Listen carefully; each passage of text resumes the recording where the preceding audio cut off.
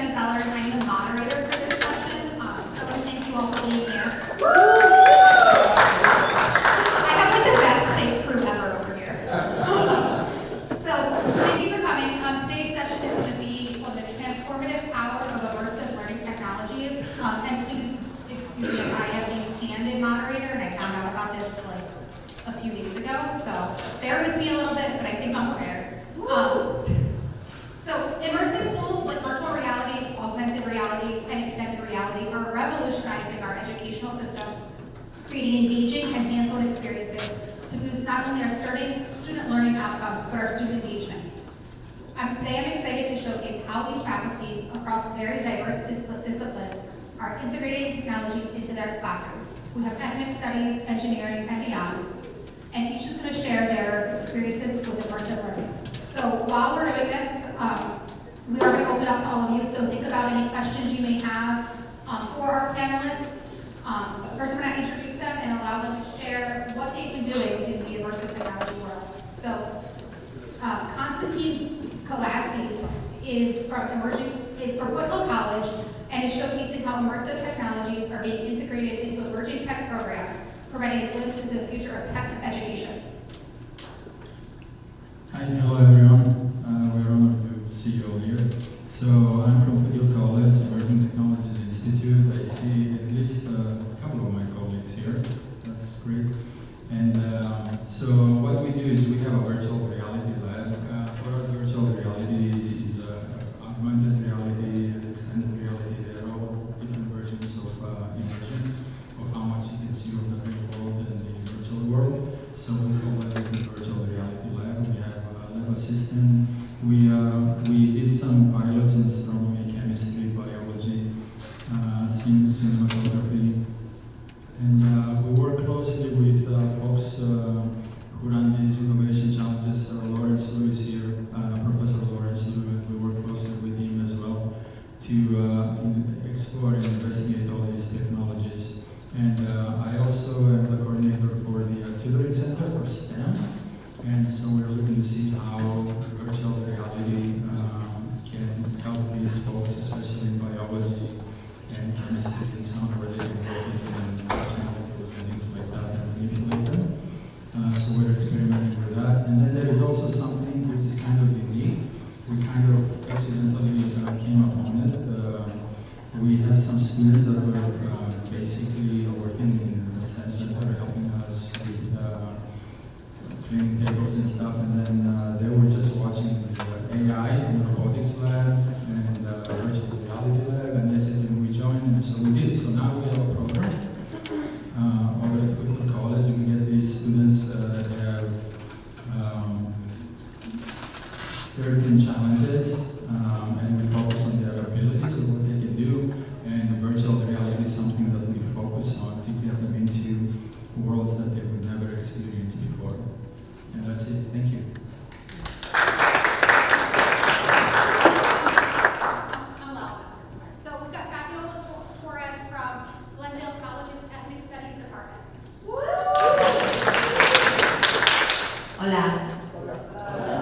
So I am descendants of healers and storytellers. So I'm going to tell you a story. I was raised by a very loving Mexicana, but very strict. I was not even allowed to leave that or think about moving out until I was married. I'm still not married, but I do own my own house now. So I defied my mom. But I say that story because when I was in college, I would see advertisements on study abroad. And I would see, Europe, China, Bali. And I would be like, wow, I remember taking a pamphlet and going like, Mommy, look, I want to go to Europe for study abroad. And I was a good student. But my mom said, no, hombre, you're not going to leave. You're not allowed to go. What do you mean you're going to go to Europe? Now, mind you, it's just my mom, in reality, she's just fearful of my safety. It's not that she's backward or old-fashioned. At the end of the day, she was just scared it was protecting me. Okay? For whatever reason.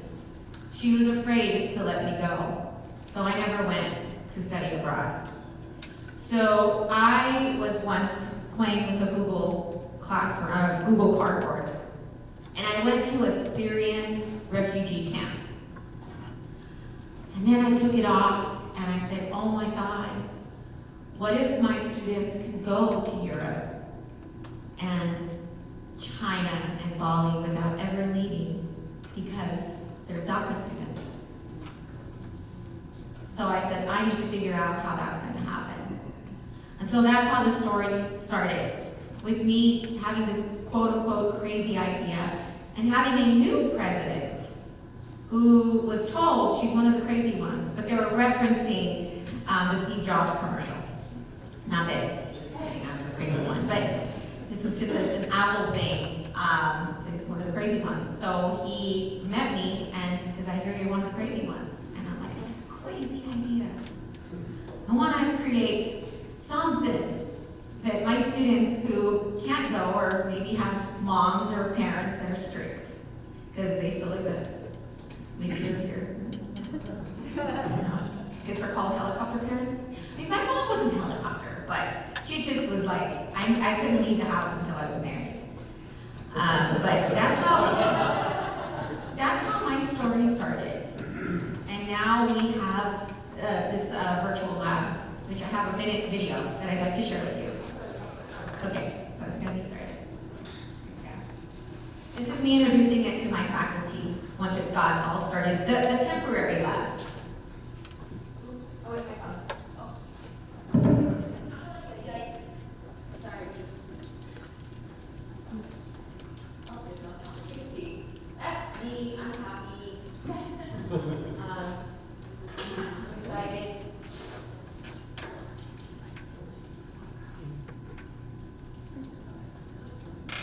But anyway, you can see this is faculty. But what I want you to notice here is that who's on their phone? Who's talking to their classmates? Because faculty can be very chatty. Okay, we have them captivated. And they're going through, and there's a teacher. Do you see him pointing? He is the teacher. He's pointing to elements, and there I am, super happy. So, there's my story.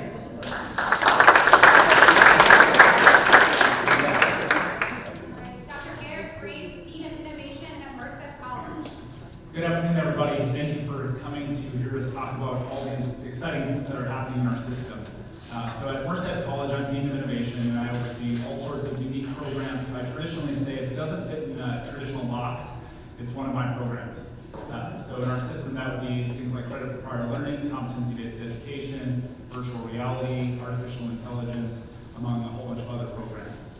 So we're really excited about this work that we're doing. If you saw Gabby's images that you just saw in the videos, we have a very similar lab that we put in place. It's a Dreamscape Learn Lab that we opened recently, August. So we made it to our December board meeting. We started construction in April, and then we carried that through until opening a week before the students came to campus. So our students are highly engaged in this material. So as Fabi showed, everyone is fully immersed in this experience. And something that I didn't record, but I've been told I should have, is the student reactions when they lift their headset after they've done one of these immersive experiences. And I purposely couldn't really record it because the words that were coming out of students' mouths, it really wasn't a celebration of this. It was a lot of F-bombs for the better, because they were fully engaged and fully immersed in this learning. And that to me is what is driving this, is how do we engage our students at a different level than ever before?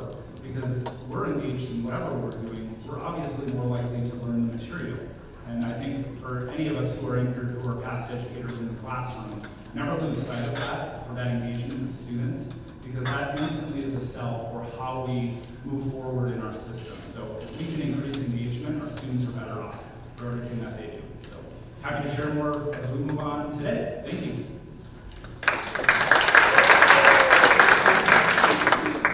Dr. Norma Jones from Antelope Valley College.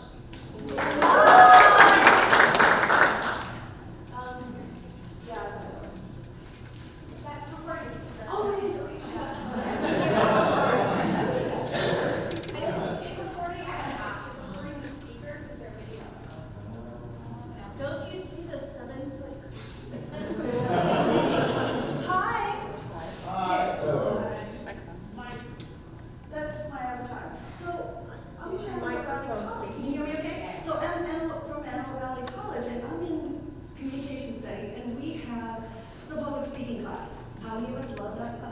trying to get out of it, right? Okay. So the idea is it's an essential life and work skill. Try getting a job without being able to communicate, yes? Okay. And it's also one of the top 5 enrollment classes that we're in the first batch of the AD 11 class. Again, we have homophobia that's been exacerbated by COVID issues. With that in mind, okay, we talked about immersive learning, right? How much does this cost? How much is a headset? A lot. And the one that you can see past and not get really sick? Lots of $100. And what about some audiovisual issues? One of my best friends can't go on all my Disneyland rides with me because she gets sick with motion sickness. We need high-speed connectivity. What do we do that at home? And what about the learning curve? What buttons do you hit? How do you move your head? How do you, when I had the Google Cardboard, I was the one that my husband had to set the baby bumpers and the baby gates. Because I would just walk around running into walls, crawling downstairs, right? So what is that learning curve?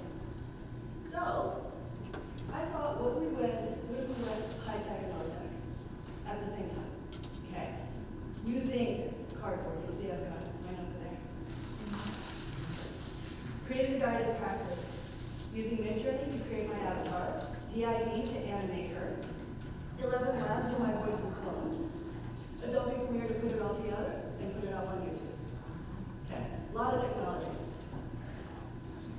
Our speech classes, we pretty much have the same thing. 6-minute speech, right?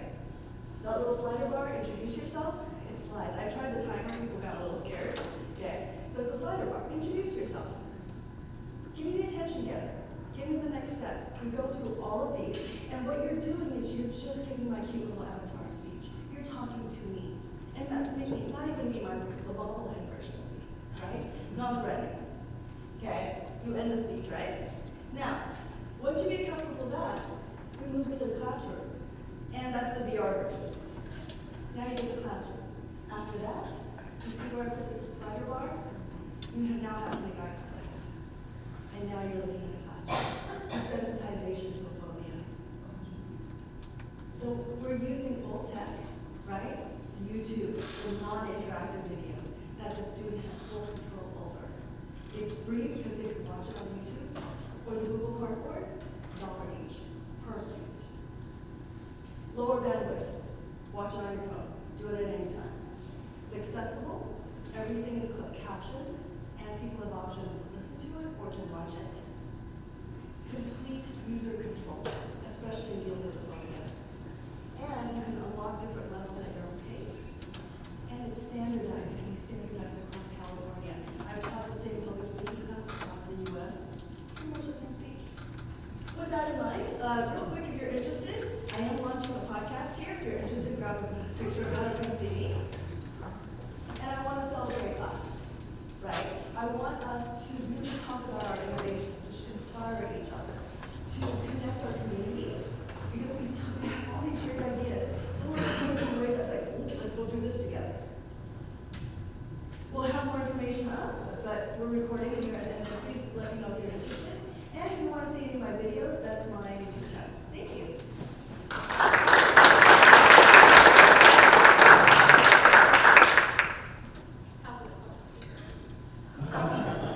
And let's have Hyla Lacefield from Kenyatta College's XR Studios. Hi there. So I would like to go back to a little bit of what was brought up earlier about the importance of storytelling and the importance of connection. So one of the things that I am very focused on is indigenizing education, making it more immersive, making it more experiential, helping people to find their voice and tell their own stories in an environment that desensitizes them to the idea of being afraid to speak up, being afraid to take space. And so my focus is a little bit different from most of the other people here.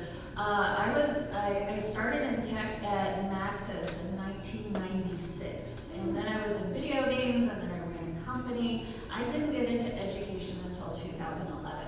If you had told me that I would ever be in a classroom setting, I would have laughed at you. It was not what I expected to be. It's not what I felt like was prone to me, but then I came to realize that education is what we make it. It is what we do. It is not somebody in an ivory tower standing up and giving you knowledge. It's helping you uncover knowledge. And it's communal, it's building community, it's connecting.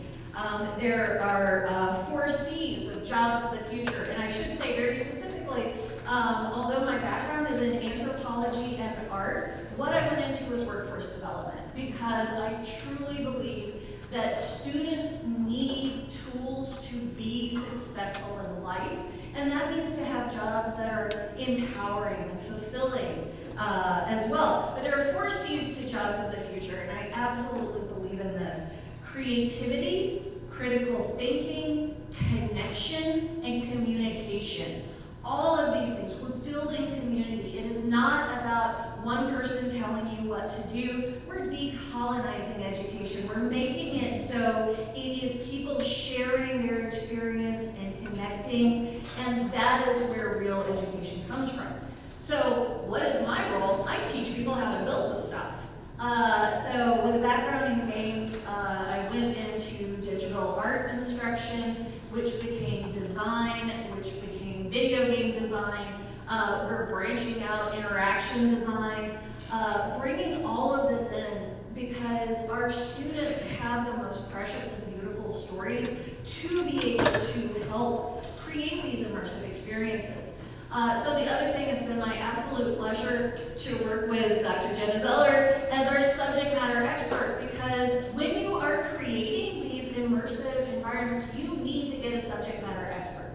Like, there's plenty of tech out there, but they're not going to know what your students need. Nobody knows what your students need as much as you do. So empowering the educator to be able to create these immersive experiences that their students can then use, making it open and accessible for everybody, whether you're talking about accessibility from neurodivergence or ability or language. In an earlier panel, we were talking about our students are coming in sometimes really struggling with even learning English, and having that background to be able to connect and use the creativity and critical thinking that they have innately. So that's what we're really about, is working together to sort of define the immersive future of education by teaching students and empowering students to be able to create that future.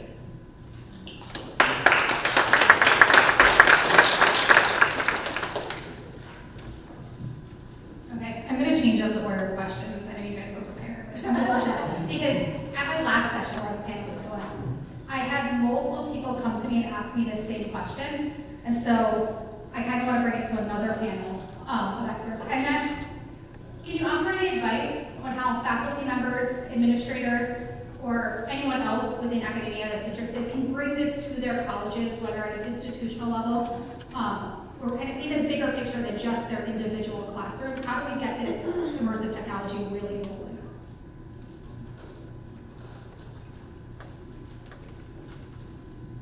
So I actually convinced my college to buy an Apple Vision Pro headset, and I went around slapping it on everybody's head that didn't move away fast enough. Literally, I started with the VPAS because that's where the money comes from.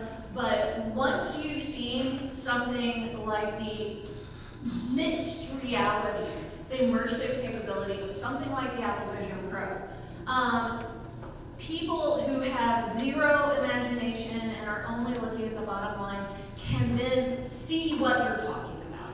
And then when you talk to them about immersive technology, they actually have an idea. So my thing is just go and individually slap it on people's heads, and then they will understand themselves, and that's immersive. And we were talking about, you brought up Google Cardboard. This is a defunct technology, right? I don't think Google supports it anymore. YouTube videos are no longer work. And we actually have to thank God for ChatGPT, otherwise we would have no idea how to make that video work. This was, we were talking about how much is a headset needed, like you gotta choose, not the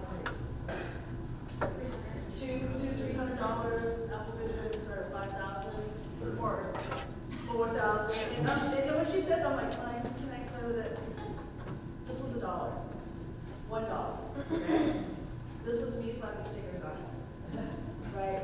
And if we're people who may not be able to use use AR, right? It's available on YouTube and it's been free. And again, $1 was not a quantity. I think we gave these down to 82 cents. So if we have to look at economics, it's like, how do we do this in a way that we can impact more people? I think at the online teaching conference, our chancellor said equity at scale. How do we scale these things? YouTube, who can get access to it on our phones? So if we think about maybe the costs. A couple things I'll add to that. Our incoming freshmen this year, nationwide, about 85% of them play video games. With that, for every $1 made in the movie industry right now, $6 are made in the video game industry. So this is here to stay. This isn't going away anytime soon. Advanced technology will be part of our life forever. So how are we going to embrace this? And so if we think about faculty, administrators, students making teams at campuses, something I would encourage is start with something small. Buy one headset. Get people talking about this. You don't need to invest multi-million-dollar projects to kick this off. Start with something little. Buy that $200 headset. Buy that $400 headset. Buy that $5,000 headset. Because in the end, that's going to get it into the hands of our users to be more high touch. And that's really the goal, is because you'll hear me go back to it again and again, that increases engagement. So if we as students, faculty members, administrators can partner on this together to figure out ways to implement this, I think that has tremendous value in our system. You're welcome to come to Glendale anytime. That's the first thing I will say. Please come. Great bar down the street. Yes. I think it's important from an ethnic studies perspective. I would give the spectrum from the Google Cardboard all the way to Dreamscape. Okay? At Glendale, we aimed high. Okay? We aimed high. I wanted to have top quality. Now, I'm in Chicano studies, we learn about Pascuachismo, which means, just make it happen. So I don't know if you're here.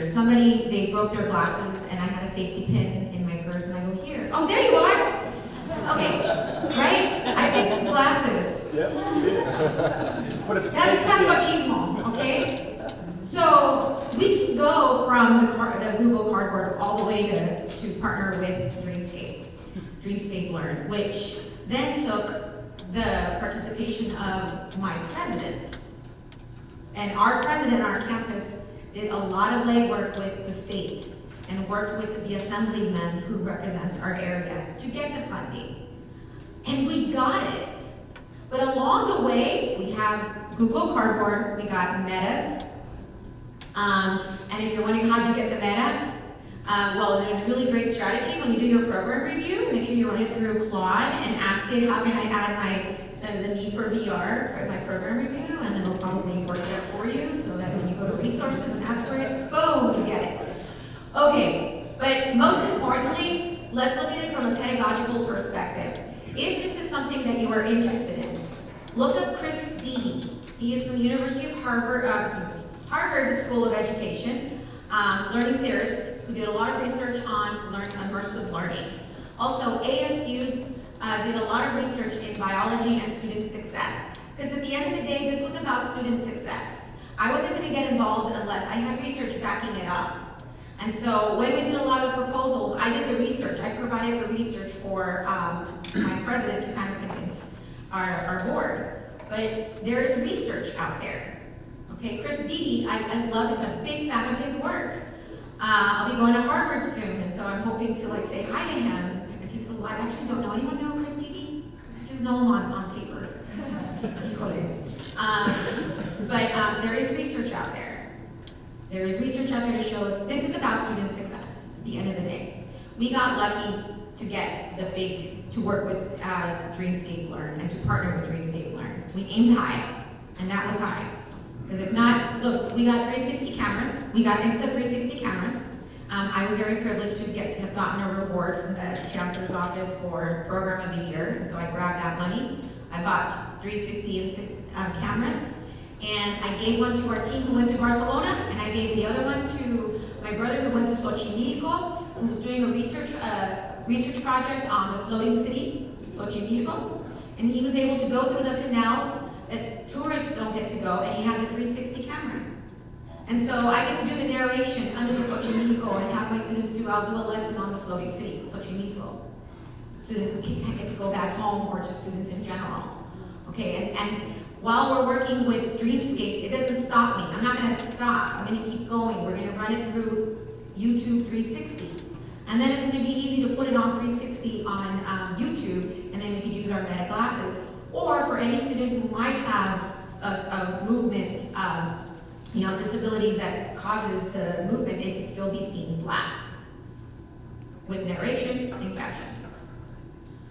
Meanwhile, we're still working with Dreamscape Learn to be evolving the possibilities, as I always say. Come see the possibilities at Glendale, everybody.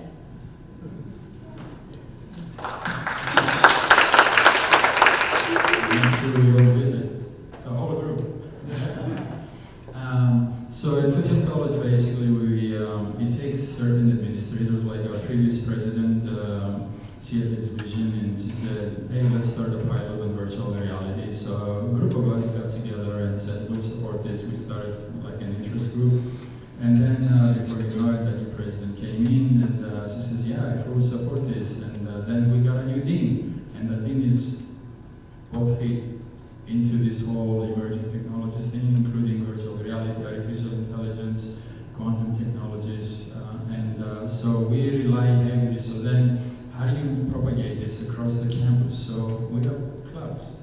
So quite a few of them are associated with the STEM division. So we rely on these programs. We have a program run by Lawrence Innovation Challenge. They bring in all these students to get them interested. Now they understand that if you want to differentiate your resume, if you want to differentiate your application, the transfer and getting the program you want, you gotta have, besides your resumes, you gotta have your project-based learning experience, which means that you need to maybe work on projects, present them, maybe publish something. We're lucky or fortunate that we have this magazine, Principia magazine, and it's run by students and staff and faculty, and it basically focuses on our projects. And we have our collaboration as well, like with Stanford, with Santa Clara University, reaching out to San Jose State, and eventually more and more schools. We hope to collaborate more. We collaborate already with the ANZA, but we hope to collaborate more and more with all the other community colleges. But in terms of starting it, one of the obstacles in virtual reality, the first thing that our IT department said, you're going to kill my network.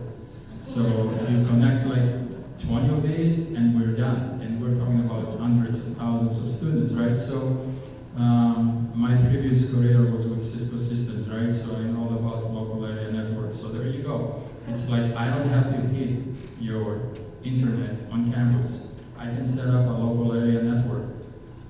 And that means that the entire class can see each other, they can interact with each other, but it doesn't impact your college Wi-Fi in any way. But there's also obviously, with headsets, you can download the entire, like there's some packages, 800, 900 packages for apprenticeships that can be downloaded into it. So now you're just learning on your own, you're not connected to anything. And if you want to go out to the internet, sure, you can do that. But it is heavy on the internet, on the college network, but the local area network solution works really well.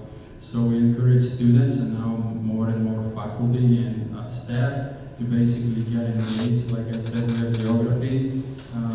You mentioned, or somebody mentioned, in terms of like traveling to all these other locations. So we have a geography program and geospatial information system, geography, and they basically can go anywhere because our professor said, hey, can you help us with this? So we did. And never mind what it does to students. I mean, students that have various challenges, right? Some of them physical, some of them mental. When they go in the virtual reality world, they live this universe. Now there's somebody else. And their abilities shine through. And we have them building robots as opposed to cleaning tables and doing stuff like that. So that's one of the programs that's officially kickstarted in January 2025. But we ran with the Disability Resource Center about 4 or 5 of these pilots, and virtual reality is a very, very key component of it, as well as AI, because they learn about robotics and AI in the virtual world, and then you get into some experiment with robotics in terms of like what they do in Hollywood movies and stuff. So you move your arms and hands, and it moves along with you, and so on. So I think those the class magazines like this, where students get to see their work, and also telling the IT department that, hey, yeah, we don't need to burden or overwhelm your network. There is a local area network we can establish for each class, and that's just contained within that class. And that's it. Thank you. I'm just going to add to it. I don't know the rules of being a moderator, and so I'm going to add to it also. I had a lot of administrators, I had presidents and VPIs come to me asking how do they get their faculty buy-in, because I think that they want it, and some of you as administrators want it, but getting the faculty buy-in they're not all as excited as our wonderful panelists. And my advice to them is put the right people in the right places. You have faculty that are versions of this crew here on your campuses. They are the ones who are antsy, and sometimes my team is in the room right now, and she'll tell you I'm the one who stirs the pot a little bit. And I get told no a lot, so they stop asking, but put it out there, because you have the faculty on every campus that want this. You just have to open up the doors for them, is really kind of, and then they can be your pilots to really bring this to your campuses in a better way. We have 10 minutes or so I want to open it up to questions for our panel.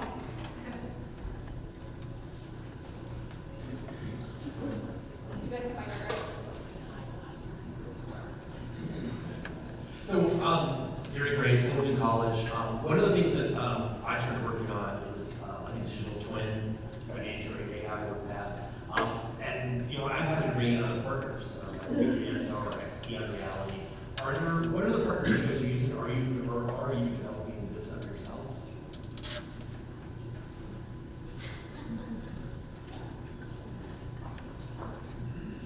Meta just laid off a crap ton of people. They are out there and available. That's literally what we did. We hired an adjunct who used to work at Apple, who used to work at Meta, who used to work at Walmart. And she came in and she uses AI in a way that I have never seen it used before. So, you know, while everybody's like, oh my gosh, people are using AI to cheat, you can use AI to make your avatar move correctly. You can use AI to translate into multiple different languages so that you can reach every student where they are. We are in an incredible time because tech is going through a downsizing, and it's an opportunity to bring in people who are actually the experts at this. And right now they are looking for work, and they don't know about education. So half of what I'm doing is working with education to say, hey, tech's there. Working with tech to say, hey, education's there. You know, it is something that we've got to bring that together if we're going to be able to build these really, and I'm not saying, you know, that it is something to replace people who are already there, but to augment, to help move forward, and to help leverage what tools exist. Because, for example, one of our professors is somebody who's been running studios for 40 years, but he will not touch AI.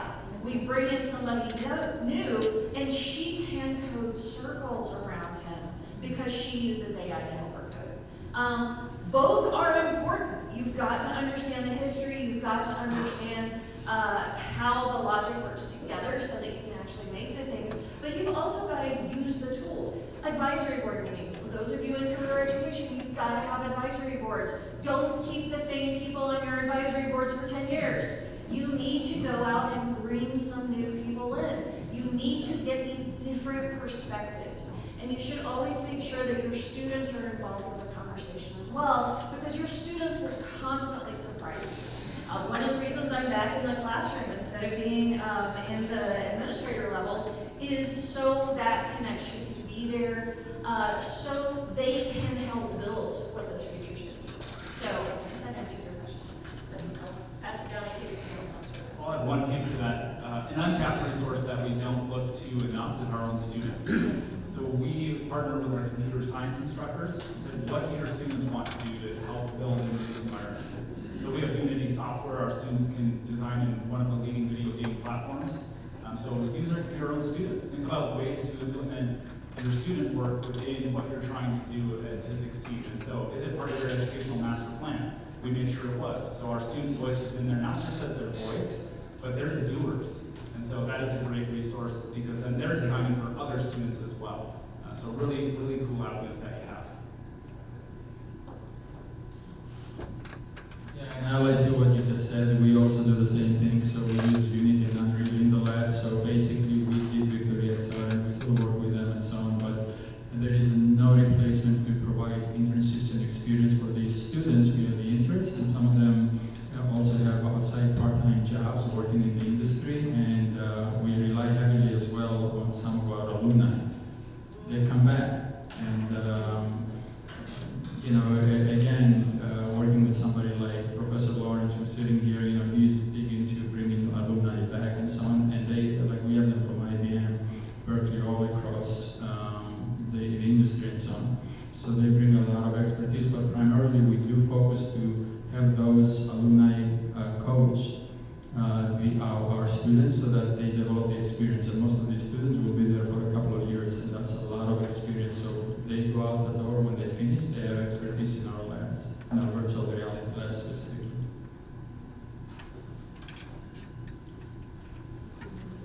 So I have a little bit of a cheat. I come from the entertainment industry, right? I was in Europe when my mom was writing script, literally from the entertainment industry. So I was playing with some of these tools already, but what's great about AI and what we're doing now is some of these things work like deep fakes would have taken thousands of hours and an entire team of animators. With DID, you can do it in a span of a day.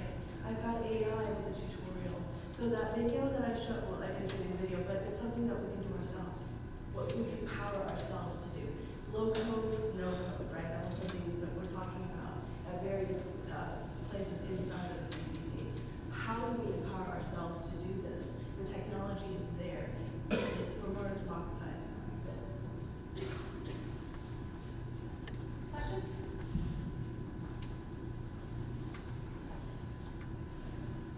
Thanks everyone. There's so many things you said that are so interesting, and I wish I had a couple hours to talk to you. But I'm especially interested in the potential for classroom use. We recently had a Fulbright scholar from the University of Sevilla in Spain. Spent an entire semester, and his job was to integrate emerging technology, in particular VR and others. And we hope to develop kind of an internationalizing curriculum type initiative, and I'm really excited about that. And potentially using VR to have synchronous classroom collaborations, maybe even at the assignment level, cross-discipline, but it use art primarily as the connecting language. He's an artist, and my background is art as well. Part of the problem that we've experienced is not so much getting the technology.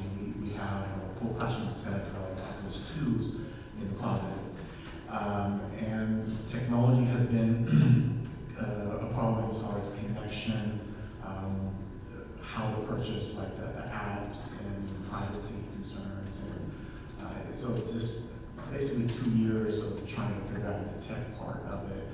And now we've had probably 3 paid faculty trainings with very little attendance. So I'm one of the administrators that is going, okay, I know everybody is interested in this, but sometimes they might not have time, or it's just too much of a learning curve, at least at the surface level.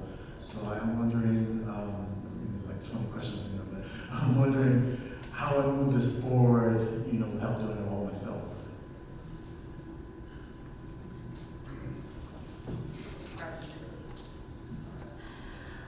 So one of the experiences that I had when I was going around slapping the Apple Vision Pro on various people's heads was I went to our Dean of Science and Tech, and you have to understand he is the most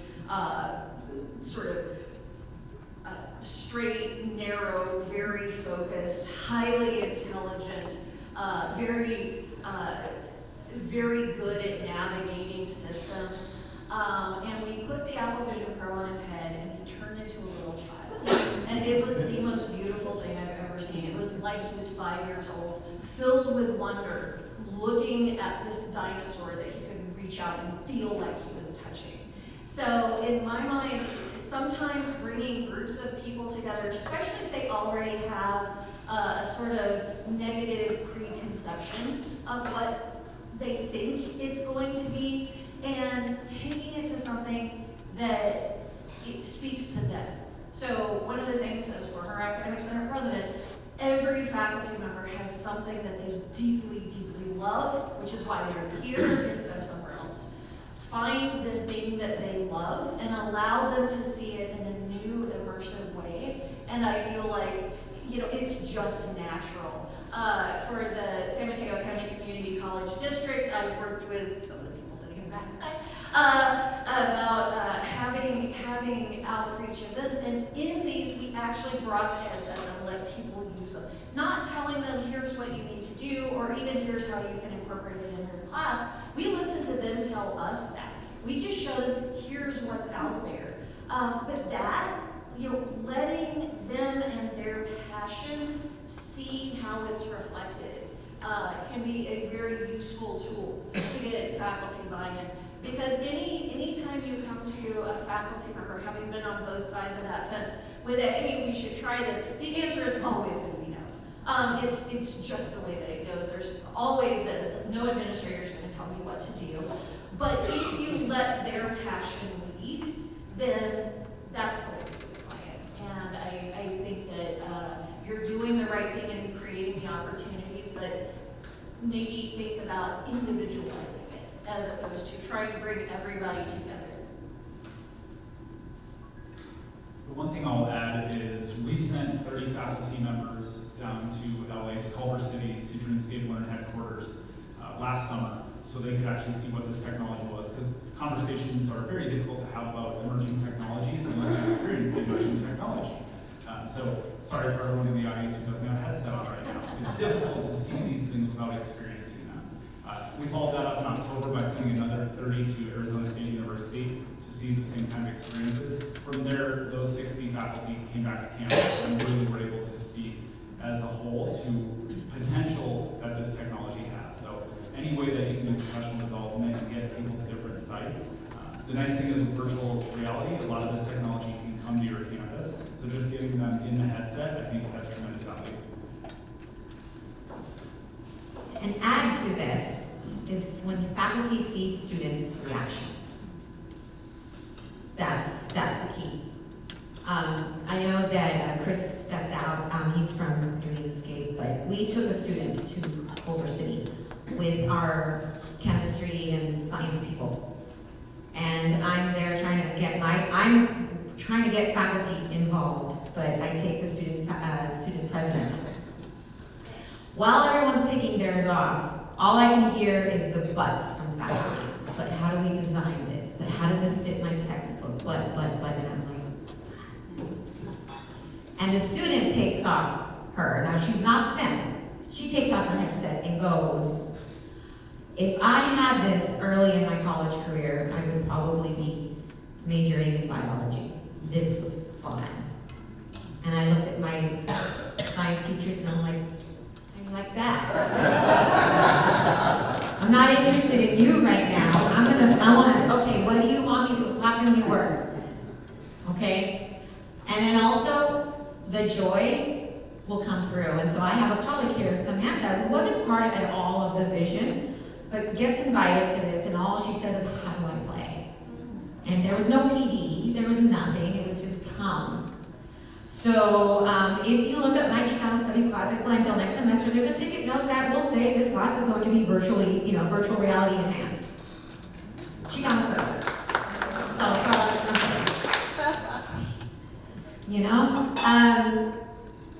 So I'm going to let the students speak for it. I'm not here to convince faculty. But I'm faculty, I'm not in professional development. So this is why I do professional development, but I'm not interested in convincing faculty. Because that student, when she says, if I had this, I would have been a bio major. I'm like, she said it. By the way, Christy D is still alive.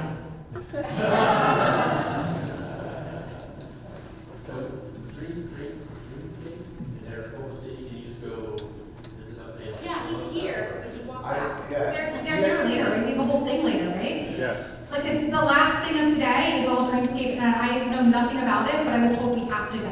And the other thing I want to add to that from the faculty perspective of this is I got a 6-unit reassignment to put this in our nursing curriculum. It was funded by a grant, and now we have it throughout our nursing program. Every single student gets in it at least 5 times a semester. But so really looking at your faculty workload, because we do value the work of our faculty, and so really figuring out, getting creative with those budgets. I think really giving them the time, because a lot of your faculty may not be coming because they don't have the time yet, but really looking at that too, finding out who's invested and who's worth investing in. Okay, I think we have to go, so last one before something else, I think. It's actually, I just wanted to add. So I got a VR headset from my uncle, and he works at the cyclotron at the University of Indiana. And this was like a spare, right? And my daughter took it last weekend, and she set it up in our front room, and it's the old school kind, and there wasn't an easy download. She chatted, she got the download, she got the system, and she starts playing Beat Saber. She's 15, and she gave herself her own pedagogy of how she was going to master this one song. She said, first I did this, and then I did this, and then I took that off, and now I can do 2.57, whatever, it's like literally lightsabers beats per minute, and she self-imposed her pedagogy because she was having so much fun. So I just want to shout out that the students are going to do it.